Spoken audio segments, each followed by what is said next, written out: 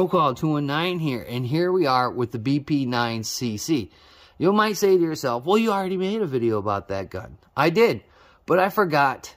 Well, one of my co-workers were having a bad time, and they got caught up in a government scandal called license plates. And you have to buy this little sticker and put on your license plate. Well, they didn't have enough money for that, and they needed a quick come up, so the state didn't hook her car when she drove it, which is a tragedy because that's a scam. But I digress.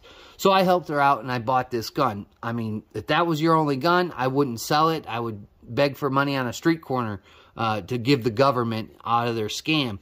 But nonetheless, I came upon another one of these. I haven't seen them for quite some time. I think I did see an all-black one, months and months and months ago at the other shop in the other town. But they're pretty good guns. I shot this one. I had 2 magazines of some steel case. I shot 1 magazine, then ran some Federal through it, then shot another magazine of Federal through it. It did come with 2 mags.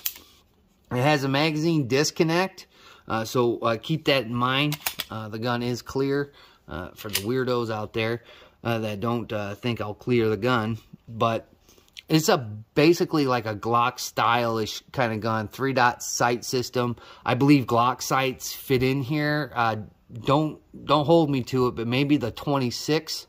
Something like that, or maybe the 43 it was. But I remember it takes Glock sights. I just never put them on here because I don't carry this gun often. Loaded chamber indicator, side serrations. It is ambi for the mag release, so you can, if you're left-handed, you can knock the mag out from the left side. It does have the ugly Hillary hole. If you guys don't remember that, Taurus used to do it. They were notorious for putting these on their guns, and then they ran into a problem. So the premise of this is it's basically you shut the gun off. So you would take this little key, put that key in the little hole, and you turn it off, and you couldn't pull the trigger. You couldn't actuate the slide. You couldn't do anything.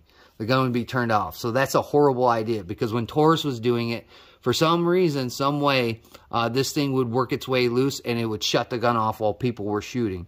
So that's a piss-poor design. But it hasn't happened with either of these guns.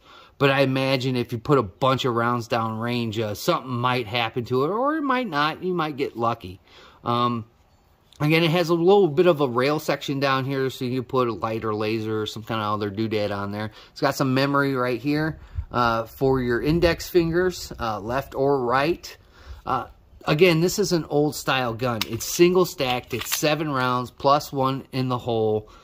But the takedown is almost like the CZs, where you got to line up these 2 lines, and then you got to punch out this pin. I wish a lot of companies would just steer away from that. I wish they would, because like the Ruger was notorious for it. And at one point, I had a Ruger, and I dropped the pin. And I searched for hours to find the pin, and it was crawled up underneath the cabinet. So if you lose this pin, or the device on here, which acts as the slide stop here, if you lose that pin in there, guess what? Your gun's not going to function. So more people are moving away from that. I mean, you got the 2-tab pull downs, you got the tab that you slide down like the SIGs do. Even guns now where you just, push the lever down and it just lifts off the frame of the firearm. So there's a lot more better ways to clean your firearm, but that's how you would do it with this firearm, particularly in this configuration. Now, one of the reasons why I did buy this gun the first time was the trigger. I went to a range a long time ago, and the range officer was so upset because I guess you were supposed to place a couple of seconds between each shot. So, and I'll show you why he got mad. So there's take up there right here, and it starts to hit the wall and breaks. So the reset is right there and then out.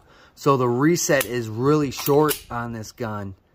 And now you know why he yelled at me, because I could get a couple of shots off where he didn't like how fast I was shooting. So I got yelled at when I shot mine. But nowadays I can just go outside and shoot off the back porch, so that's fine. And I could do it at the other place, given some leeway. But it's got a really, really great trigger on it. It might be a Glock design, but it does not have a Glock trigger. It's made in Argentina, but it's imported by RSA, Enterprises, Inc.